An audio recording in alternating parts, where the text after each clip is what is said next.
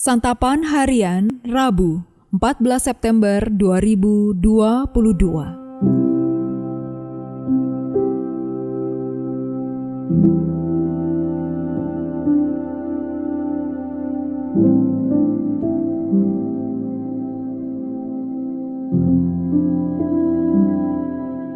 Inilah program Santapan Harian, sebuah program yang mengajak Anda menelusuri isi Alkitab, agar Anda menemukan makna firman Tuhan sesuai dengan konteksnya. Santapan Harian tertuju bagi Anda yang ingin memiliki kehidupan rohani yang segar, kuat, dan sigap.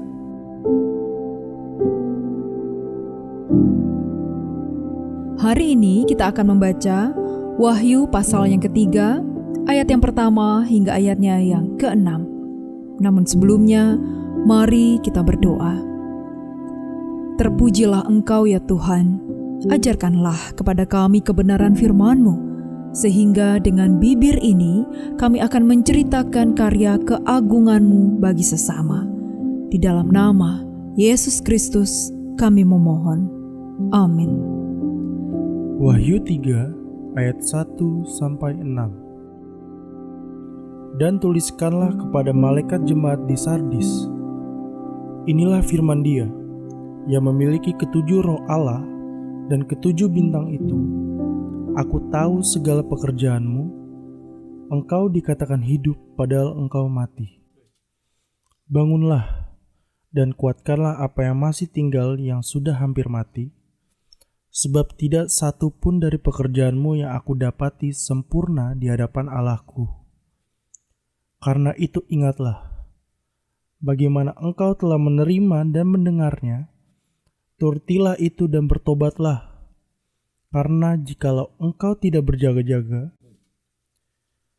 aku akan datang seperti pencuri, dan engkau tidak tahu pada waktu manakah aku tiba-tiba datang kepadamu. Tetapi di Sardis ada beberapa orang yang tidak mencemarkan pakaiannya. Mereka akan berjalan dengan aku dalam pakaian putih, karena mereka adalah layak untuk itu. Barang siapa menang, ia akan dikenakan pakaian putih yang demikian. Aku tidak akan menghapus namanya dari kitab kehidupan, melainkan aku akan mengaku namanya di hadapan Bapa-Ku dan di hadapan para malaikatnya. Siapa bertelinga, hendaklah ia mendengarkan apa yang dikatakan Roh kepada jemaat-jemaat.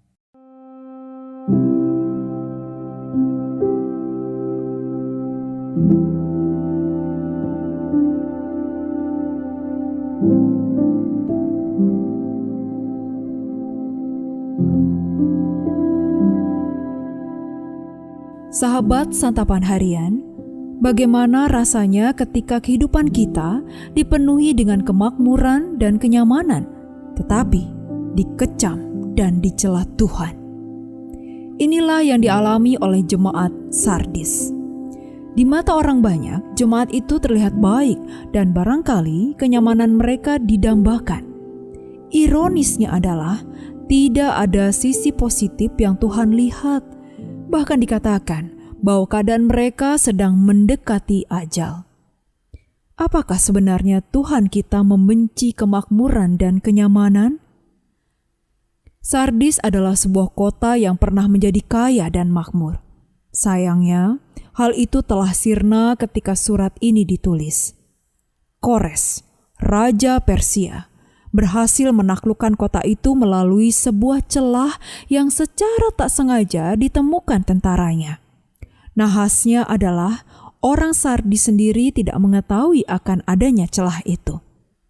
Setelah ditaklukkan, warga Sardis diberi aturan tidak boleh memiliki senjata dan berlatih militer. Mereka hanya boleh berlatih menyanyi dan menari. Bisa dibayangkan begitu nyamannya orang-orang yang tinggal di kota itu.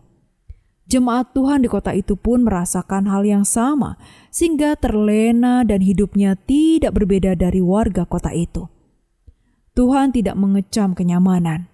Yang Dia kecam adalah kehidupan orang percaya yang tak berbeda dari warga kota tersebut.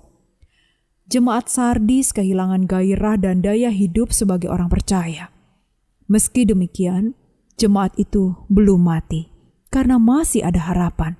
Apalagi ditemukan sisa jemaat yang setia yang membuat jemaat itu terselamatkan dari kematian. Tuhan berjanji, bagi mereka yang setia akan diberi tanda kemenangan, serta namanya akan dikenal secara pribadi dan diakui di hari penghakiman. Dunia selalu menawarkan kenyamanan, tetapi hati-hatilah karena ada kenyamanan yang mendukakan hati Tuhan. Ia menjanjikan kenyamanan yang penuh damai sejahtera kepada umat-Nya. Janji itu tidak membuat kita kehilangan daya, gairah, dan makna hidup sebagai orang percaya. Mari kita berdoa agar diberi kepekaan untuk membedakan kenyamanan yang sejati dari kenyamanan yang mematikan. Mari kita berdoa. Bapa Maha Kasih, berilah kami kepekaan dan kebijaksanaan untuk mampu menapaki kehidupan ini dengan kebenaran sejati bersama dan di dalam-Mu. Dalam bimbingan-Mu ya Kristus, kami berjalan. Amin.